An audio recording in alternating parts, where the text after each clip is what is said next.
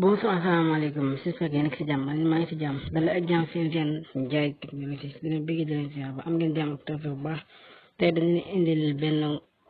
affaire bu am solo comme nan ngay def ba télécharger bi mat original ci sa téléphone Android tey mën na leen bëgg fas yéene indil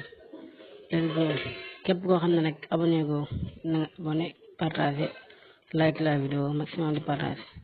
dinañ dem moom wan leen ko da ngay ñëw ni Google Chrome bu ñëwee Google Chrome après nga ñëw ci barre de recherche bi nii après nga bind nga tapé télécharger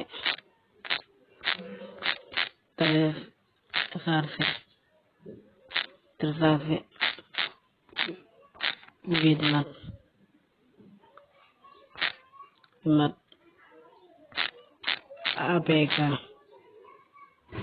après nga bës recherche parce que bu ñëwee da nga ñëw ba da ngay wàcc ba ci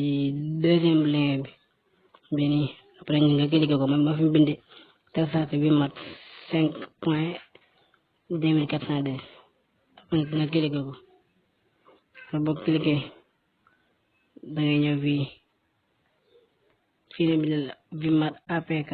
après nga cliqué ko boo cliqué après da ngay xaar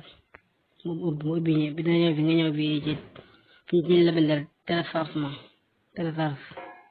après nga cliqué ko boo cliqué